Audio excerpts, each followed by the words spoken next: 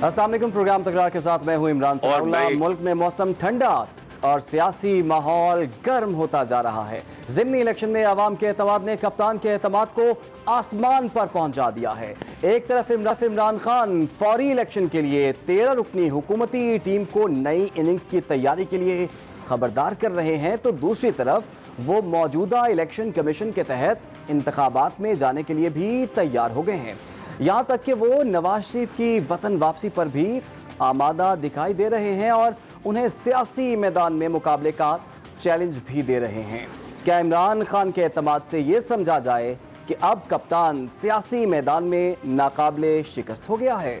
लेकिन हुकूमत ने इमरान खान का रास्ता रोकने के लिए कमर कस ली है। पीडीएम ने दो टोक अल्फाज में ये पैगाम दिया है कि जनरल इलेक्शन होंगे, ज़रूर होंगे, लेकिन जब हुकूमत चाहेगी तब होंगे और मुकर्रर तारीख पर ही होंगे। इलेक्शन का जिक्र हो रहा है तो इस हवाले से एक और अहम डेवलपमेंट की बात करते हैं।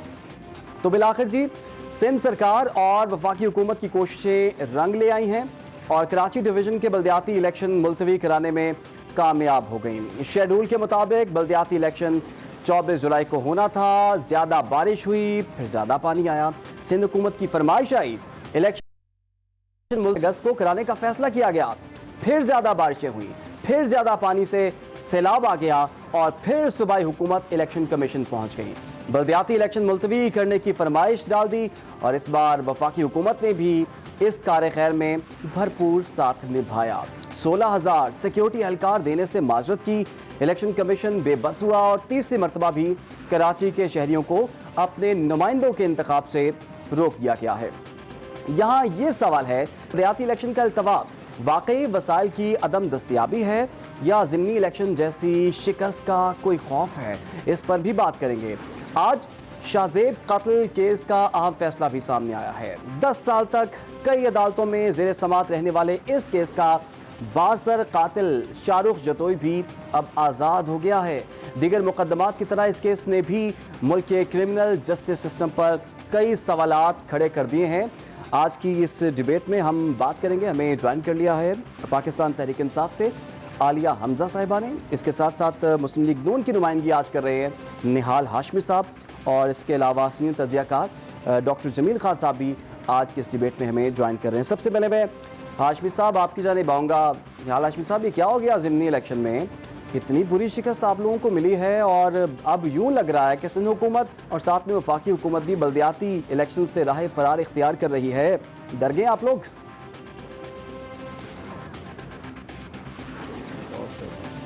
निहाल साहब, आप सुन सकते हैं?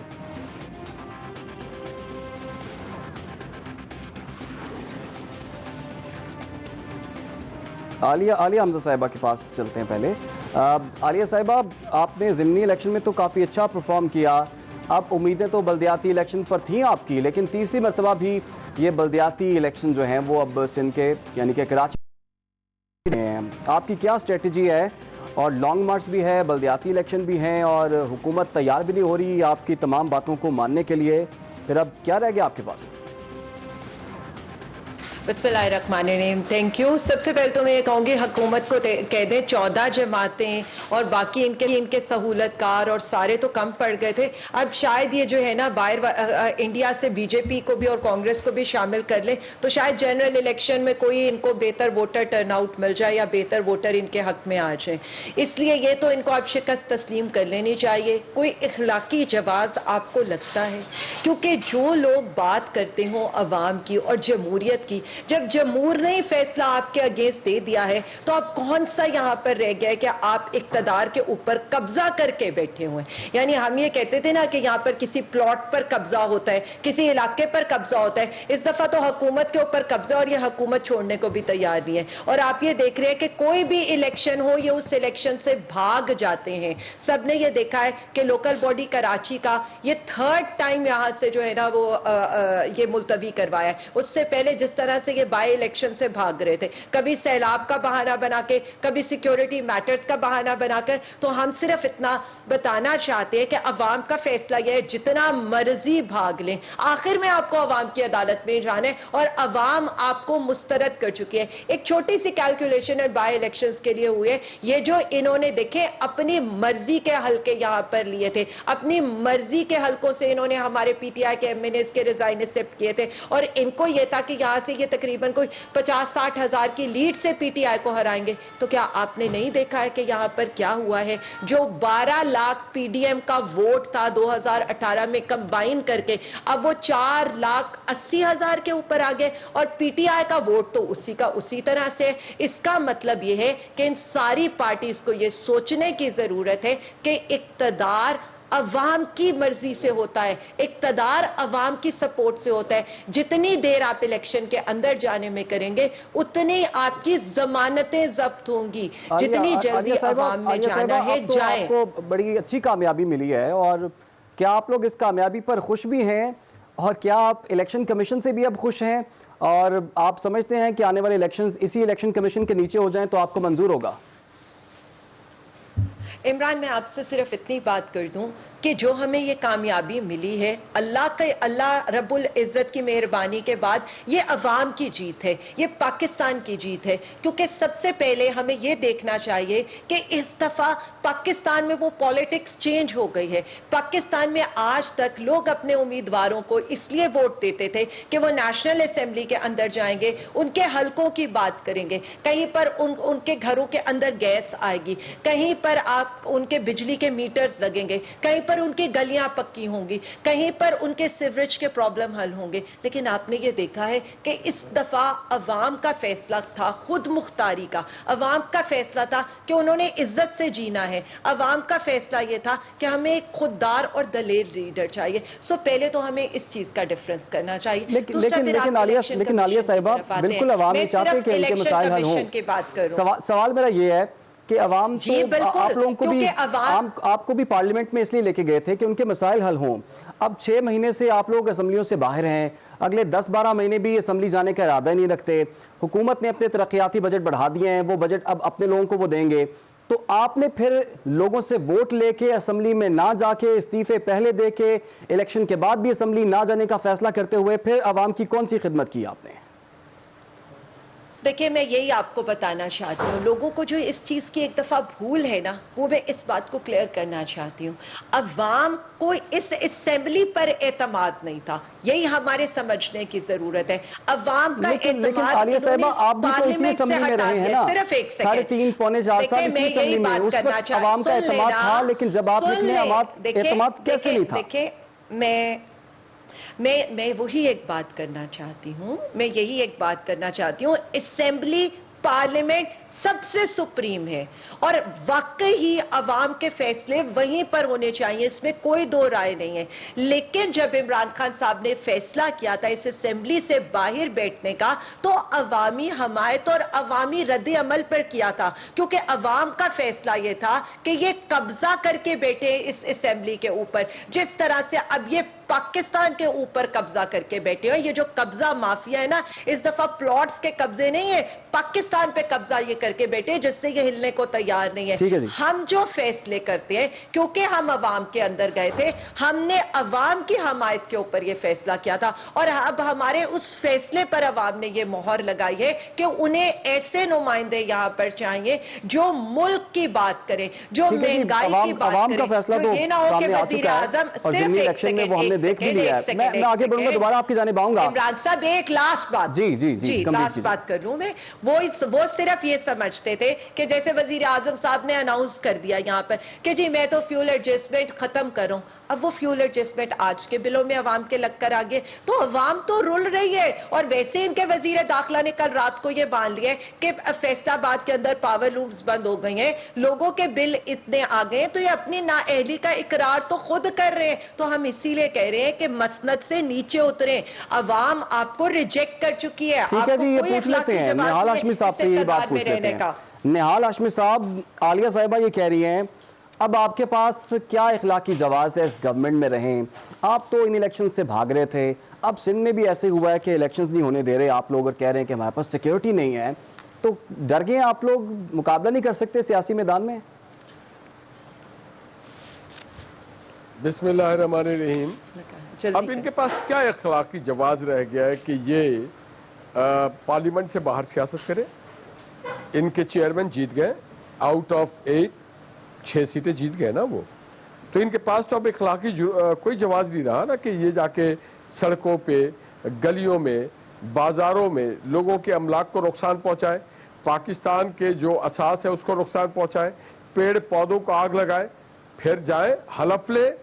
बेशतर लोगों की अब तक इस्तीफा मंजूर नहीं हुआ है, अपने जिस बात की तनख्वाह लेते हैं उस तनख्वाह को हलाल करें, जाए कौमी खिदमत करें, कानून साजी करें, आइन साजी करें, और अगर इनसे बन पड़ता है, इन्होंने कहा ना तौहीन, उस पार्लियामेंट के एहतराम करते, अगर इनसे बन पड़ता है तो फिर ये वोट ऑफ कॉन्फिडेंस लेके आए, क्योंकि वोट ऑफ कॉन्फिडेंस से ये गए, वोट ऑफ नो कॉन्फिडेंस ये चले गए, दोबारा वोट ऑफ कॉन्फिडेंस लेके आए।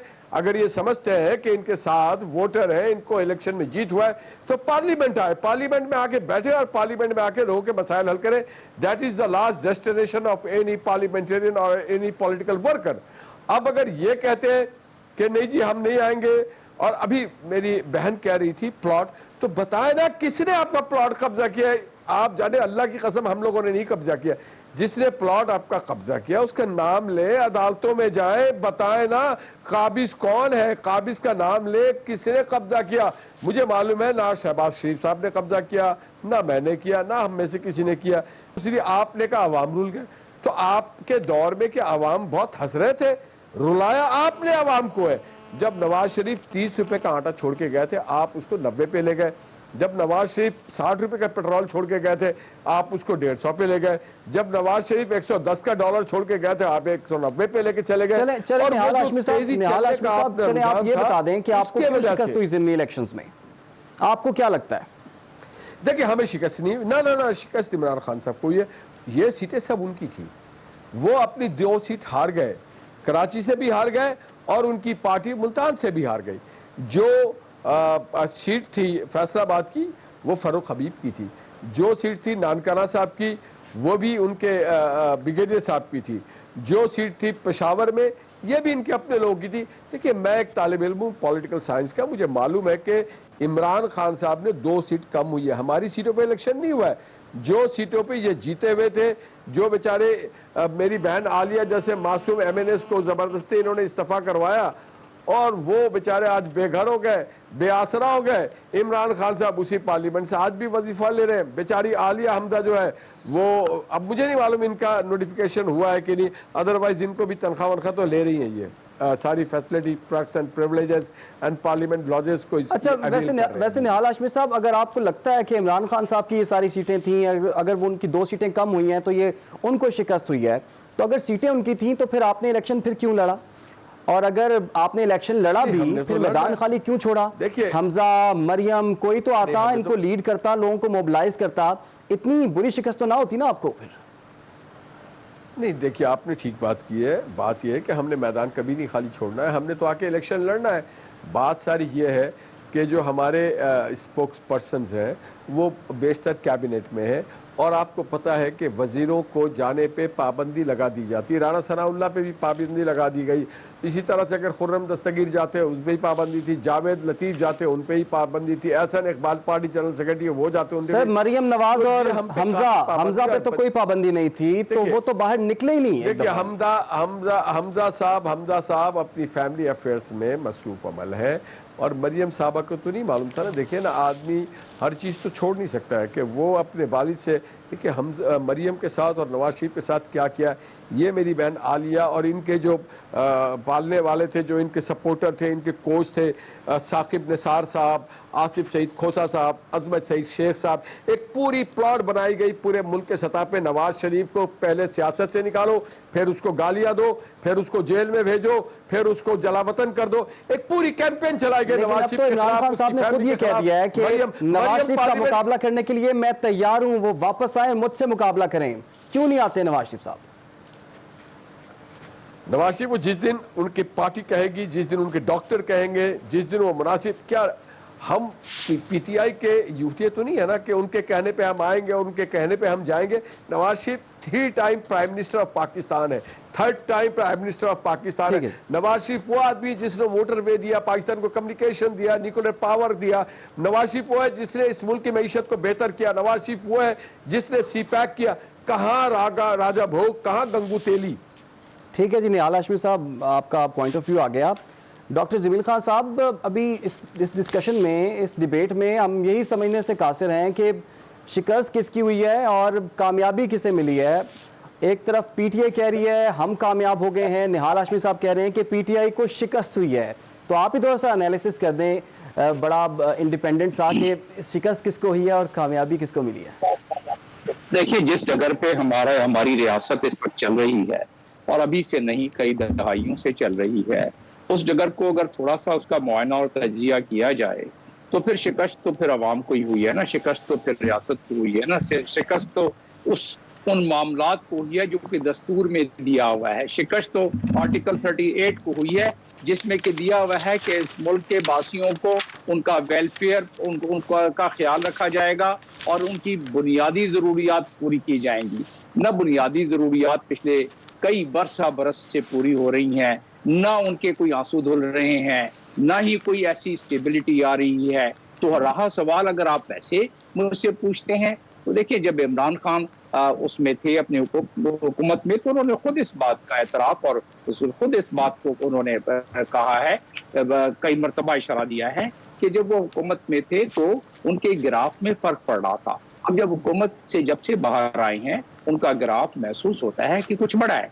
अब रहा सवाल कि ये जो ज़िमनी इलेक्शन थे, इसकी अहमियत उतनी है जितनी पुराने ज़िमनी इलेक्शन जो पंजाब में हुए थे 20 सीटों पर, तो उतनी इसकी अहमियत है। इस पे ज़्यादा मेरा ख्याल है कि इसको अटैच करना, हाँ, कुछ तजिया निगार ये कह रहे हैं कि ये ट्रेंड इससे आप समझ सकते हैं, लेकिन ट्रेंड इसलिए इस पे हमें सही इसका बैरोमीटर नहीं इसको हम समझ सकते, क्योंकि जो इस वक्त हुकूमत वक्त है, मखलूक हुकूमत पीडीएम की, उसमें शायद वो ये समझ रही हो, शायद निहाल साहब इसको ज्यादा बेहतर तरीके से बता सकेंगे कि उनके अंदरूनी खबर क्या है, लेकिन शायद वो ये समझ रही हो कि जिस तरह इलेक्शन कमीशन आखिरी वक्त तक फैसला काफी उसमें उन्होंने देर कर दी थी फैसला करने में कि इलेक्शन होने हैं ज़िमनी सैलाब की वजह से या नहीं, सिक्योरिटी फोर्सेज हैं या नहीं है, जिस तरह के सिंध में अभी आज इलेक्शन को पोस्टपोन किया गया लोकल बॉडीज को, तो इस तरह के कुछ अवामिल थे जिसकी वजह से जो बाकी पार्टियां हैं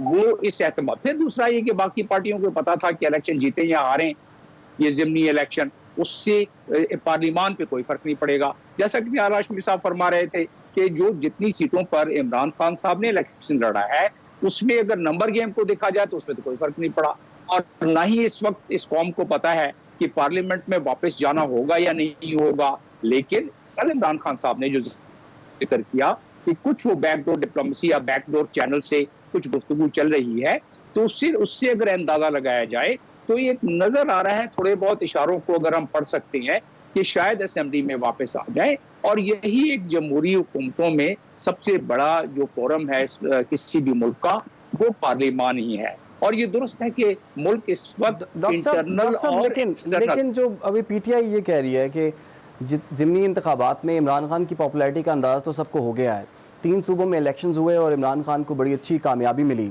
आप समझते हैं कि ये मुतालबा उनका जायज़ है कि अब हुकूमत अपना इखलाकी जवाज़ खो बैठी है कि इस विक्ट्री को देखते हुए गवर्नमेंट को अब असम्बलियाँ ख़त्म कर देनी चाहिए और जनरल इलेक्शंस की तरफ जाना चाहिए?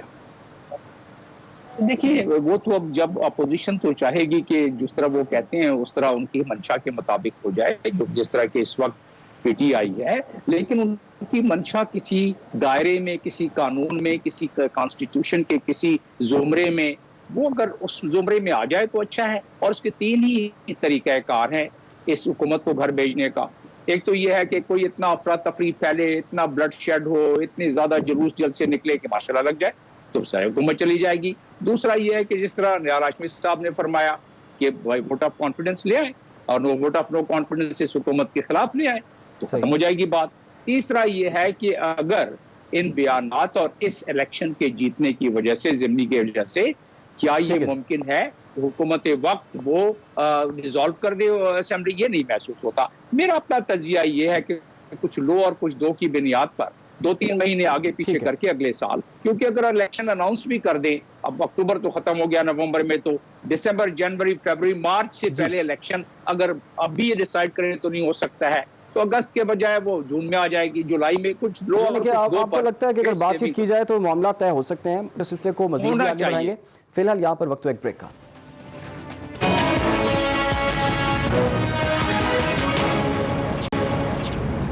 Welcome back. अभी तक इमरान खान ने लॉन्ग मार्च की कॉल नहीं दी, लेकिन उससे पहले ही हुकूमत जो है वो अदालत पहुंच गई है और इमरान खान के खिलाफ तो है अदालत केस की समाअत। अब 20 अक्टूबर को समाअत के लिए ये केस जो है मुकर्रर हो गया है और ये समाअत जो चीफ जस्टिस की सरबराही में 5 रुकनी बेंच करेगा।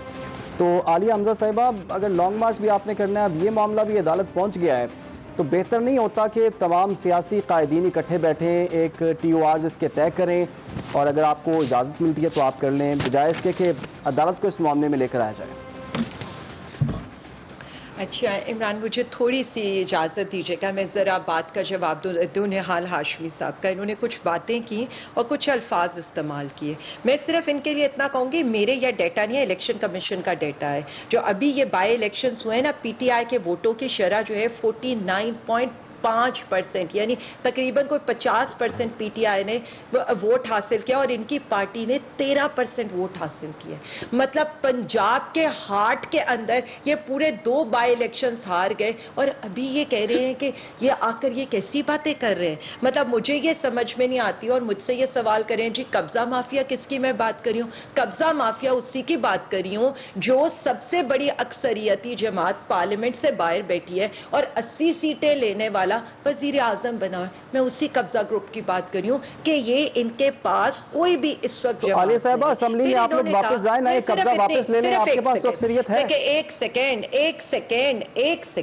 सेकेंड बात तो आप मुझे पूरी कर लेने दें। मतलब इनके पास पहले तो आपको ये पूछना चाहिए था, ये जो सारी की सारी बातें कर रहे हैं, इन लोगों की जो फ्रस्ट्रेशन है उस पर मैं तो सिर्फ एक लफ्ज कह दूं, ये जो इनकी पूरी पार्टी की इस वक्त सूरत हाल है कि जब्त लाजिम है मगर दुख है कयामत का, जालिम अब के भी ना रोएगा तो मर जाएगा। तो मैं इनको सिर्फ इतना बता दूं कि इमरान खान वो जीदार दलेर राजा है, राजा भोज कह लें, राजा कह लें, जिसे पंजाब के वस्त में इनके दिल के अंदर जाकर ना इनको हरा कर आया है, अकेला मैदान में उतरा है वो अकेला, और इन सारे ये जो 14 जमाती इनका लश्कर था ना, उस सबको शिकस्ते वाश देकर पिछाड़ कर गया है। और कोई किसी की इतनी जुर्रत नहीं थी, कोई मरियम नवाज को ही खड़ा करते थे जिसको छोटी सी सर्जरी का बहाना बनाकर लंदन रवाना कर दिया, जबकि पता है कि मियां साहब ने बुलाया क्यों था कि वहां लॉन्ग मार्च हो जाएगा, ये ना हो हालात खराब हो जाए, बेटी साहिबा जल्दी जल्दी गुड़िया बेटी आप लंदन रवाना हो जाए। या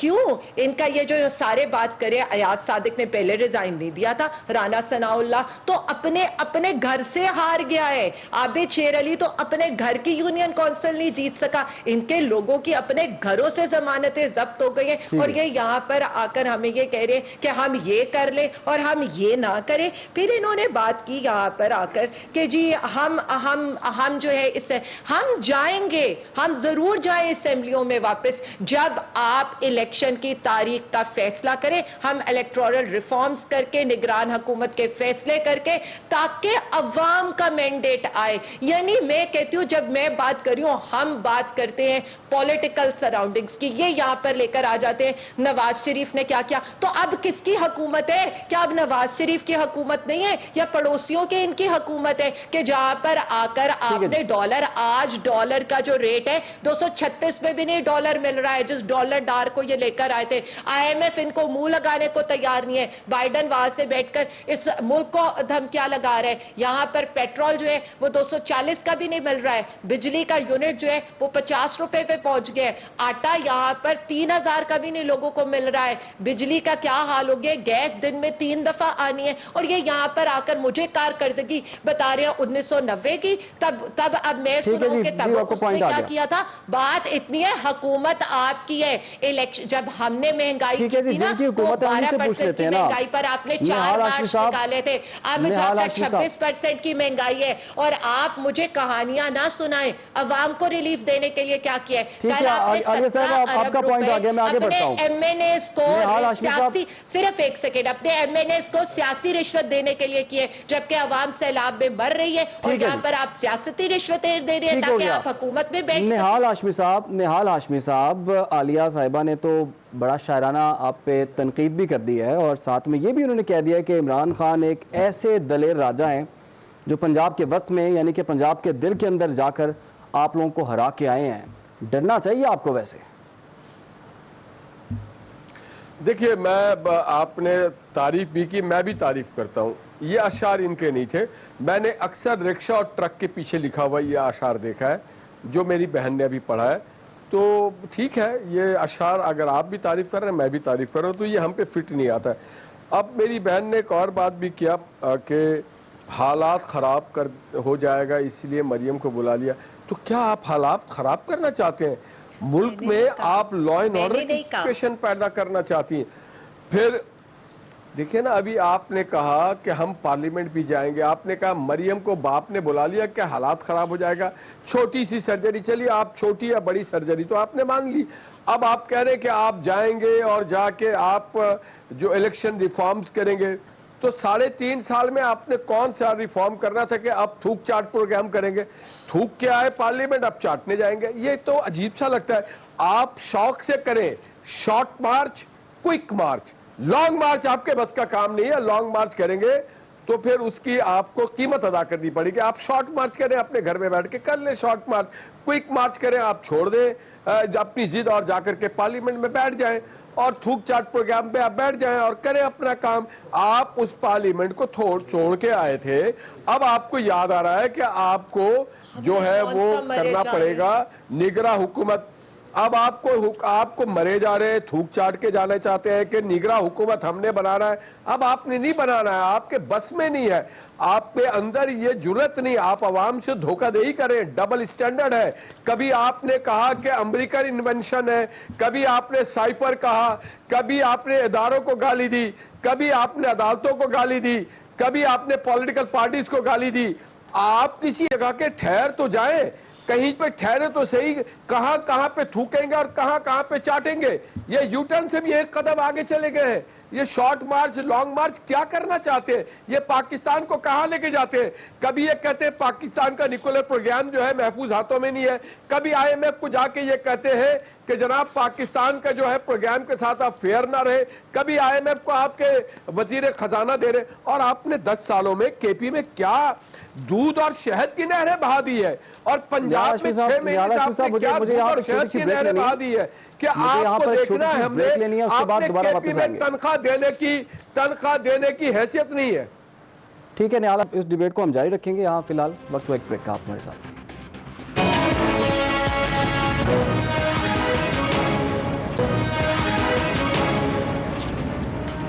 welcome back. Doctor Jamil Khan sahab, मैं आपकी जानिब आऊँगा। अब ये जो जितने भी ज़िमनी इलेक्शंस हो रहे हैं, फिर बड़े बड़े जलसे हो रहे हैं, लॉन्ग मार्च की कॉल की बाल की बातें हो रही हैं, इससे मिल तो कुछ नहीं रहा PTI को। तो ये सारी जो पॉलिटिकल एक्टिविटी है, इसका बेनिफिशियरी कौन है फिर? देखिए, हर पॉलिटिकल पार्टी का हक होता है कि वो प्रेशर अपना डेवलप करे, सियासी प्रेशर डेवलप करे। उसके अलावा बाकी जो दुनिया के नज़र रखने वाले ममालिक हैं उनको बावर करवाए कि उनकी कितनी स्ट्रेंथ है। और उसके अलावा जो हमारे अपने मुल्क में इदारे हैं जिन पर के इल्ज़ाम तराशी होती रही है कि कभी इधर और कभी उधर, कभी उनके साथ तो कभी उनके साथ, तो ये जो भी मामलात हैं वो सियासतदान तो चाहेगा कि इन तमाम हलकों पर और इन तमाम जो कैटेगरी के इदारे और लोग हैं उन पर प्रेशर डालें। तो फिर ये तो प्रेशर डेवलप करने का एक मामला है जो कि जाहिर हर पार्टी का हक है। उस प्रेशर को जमहूरी अंदाज में आके लेके चलना है। मेरा अपना जो इस वक्त तजर्बा और तज्जिया है वो ये है कि बड़े बड़े सियासतदान बड़े जमहूरी अंदाज में मोबिलाइज तो कर लेते हैं, लेकिन अवाम जब बाहर निकल जाए, और यही PTI कहती है और यही PTI के चेयरमैन कहते हैं इमरान खान साहब, कि एक दफा निकल तो आएंगे लोग मेरे कहने से, लेकिन बाद में क्या होता है ये किसी को इल्म नहीं। तो ये तो दुनिया में मॉब का एक तरीका कार है। लेकिन डॉक्टर साहब ठीक है, अगर इस तरह से मकासद हासिल हो भी जाए तो कल को जो नई गवर्नमेंट आएगी उसके साथ भी यही एक्सरसाइज अगर रिपीट होती है तो फिर क्या कोई भी गवर्नमेंट चल पाएगी पाकिस्तान में? नहीं, ये तो मॉब के तरीके से अगर गवर्नमेंट चेंज होना शुरू हो जाए तो वो मुल्क तो फिर उसमें जमहूरियत को तो आप भूल जाए, जमहूरियत तो उसमें रहेगी नहीं ना फिर। तो बात यह है कि मॉब के लिहाज से मैंने तो आपसे कहा कि एक प्रेशर टैक्टिस होती है जो तमाम पार्टियों का हक है। तमाम पार्टियों ने अपने अपने टाइम पर जी। अपने अपने अंदाज में अपने अपने ग्रीवांसेस को बताने के लिए मोबिलाइज किया है। अब रहा सवाल कि 77 की दहाई में अगर इस्लामाबाद में मोबिलाइज होकर कौसर नियाजी लेके आए तो उसमें अगर लोग मारे जाएं और उसका फॉल आउट हो जाए, और उसके अलावा जब जहां जहां इस कसीर तादाद में मोबिलाइज हुई और किसी सेंसिटिव इदारों के जानिब या सेंसिटिव बिल्डिंग्स के जानिब बढ़ना शुरू हुए तो नुकसान, और जब नुकसान तो फिर वो ये है कि ना खुदा ही मिला ना मिसाले सनम, तो फिर इधर ऐसी कहीं बात ना आ जाए और इसका एहतमाल इस मुल्क के रहने वाले लोगों को होता जा रहा है कि कहीं खुदा ना खास्ता बात उस हद तक ना पहुंच जाए। क्योंकि हमारा मुल्क जो है इस वक्त, आखिरी बात कर रहा हूं, हमारा मुल्क जो इस वक्त है उसका डेट टू जीडीपी रेशो 89% तकरीबन 90% पे पहुंच गया है। और हम हमारे कानून और हमारी लॉ ये कहता है कि हम डेट टू जीडीपी रेशो 60% से आगे नहीं होना चाहिए। तो एक तरफ तो हमारी इस वक्त नेशनल सिक्योरिटी का सबसे बड़ा अंसर जो है वो मईशत है, और दूसरी तरफ अगर हमने मोबिलाइज कर लिया, सिर्फ इलेक्शन में 1 अरब रुपया खर्च हुआ है। पिछले 3-4 महीनों में जो इलेक्शन हुए हैं 1 अरब रुपया सिर्फ उस पर खर्च हुआ है, और सैलाब ज़दगान अब भी खुले आसमान के नीचे बैठे हुए हैं। मैं तो ये तमन्ना करता हूँ, ये ख्वाब देखता हूँ, ये ख्वाहिश करता हूँ, इस मुल्क के लोग ये ख्वाहिश करते हैं कि जो इस वक्त लोग यारों मददगार पड़े हुए हैं वहां हमारे सियासतदान जाएं, वहां हमारे पार्लियामेंटेरियन जाएं, उनकी भी दाद रसी करें। लेकिन साथ साथ अगर वो अपना कोई जमहूरी हक इस्तेमाल करते हैं तो वो उनका हक है। और उस ठीक है जी डॉक्टर साहब, छोटी सी ब्रेक लेनी है, ब्रेक के बाद दोबारा हाजिर होंगे, आप हमारे साथ रहिए।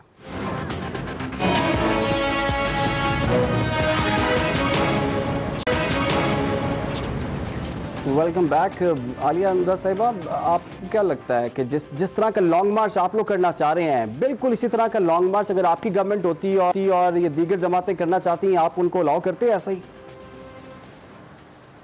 इमरान साहब, हम तो वो लोग थे जिन्होंने खाने भी इनको भेजे थे, जिन्होंने मौलाना फजलुर रहमान के लोगों को बारिश और कीचड़ से बचाकर वापसी के किराए भी दिए थे। हमने तो वो जो कांपे टांगने वाला मार्च है 2000 की जलसी, उसको भी इस्लामाबाद आने दिया था। उस पर मैं बाद में बात करती हूँ। मैं सिर्फ अपने भाई निहाल हाशमी साहब की बात का, हम कहीं जाने के लिए मरे नहीं जा रहे, ना हम कोई तनख्वाहें ले रहे हैं, ना पर्क्स और प्रिविलेजेस ले रहे हैं। हम सिर्फ इतनी बात जो मैंने की थी उसको जितना मर्जी ट्विस्ट करके इन्होंने कहा जी हम थूक कर चाट कर वहां जाना चाह रहे हैं, तो हमने जो खान साहब का था या साइफर की तहकीकात कराएं, या अगर इलेक्टोरल रिफॉर्म्स जो ईवीएम आपने रिवर्स किया है, जो ओवरसीज का वोट आपने रिवर्स किया है, हम सिर्फ इतना चाहते थे कि फौरी तौर पर इलेक्शन में जाएं। हमारा एक ही मुतालबा है, चाहे असेंबलियां डिसॉल्व करें, हुकूमत को छोड़ें और जाए। हम चाहते हैं हम उन असेंबलियों में जाएं जिनमें हम इंशाल्लाह, पहले तो हम 2/3 कहते थे, आप 3/4 मेजोरिटी से आएंगे। फिर इन्होंने कहा जी, मैंने एक्सप्रेस ट्रिब्यून की खबर को कोट किया था जिसमें कहा गया था कि नवाज शरीफ साहब ने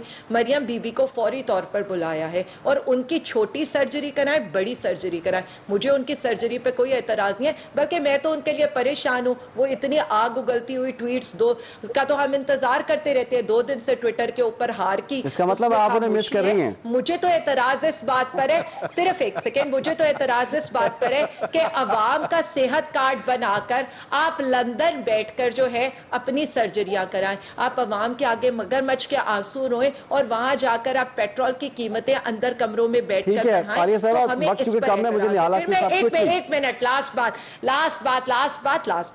बात। फिर इन्होंने कहा कि जी बूट लिकिंग, थूक कर चाटना, वोट को इज्जत तो आपने देनी थी, सीधा बूट लिकिंग पर आ गए। कई IMF की बूट लिकिंग, कई बाइडेन को जवाब इमरान खान देता है और मरियम बीबी इमरान खान के ऊपर आती हैं। तो मैं चचा बाइडेन को सिर्फ एक बात बता दूं, हमारे तो चोर भी महफूज हाथों में, तो आप एटमी असासों को की क्या बात करें। पाकिस्तान एक, ठीक है जी, पॉइंट आ गया आपका। निहाल हाशमी साहब क्विकली अगर आप रिस्पॉन्ड करना चाहें।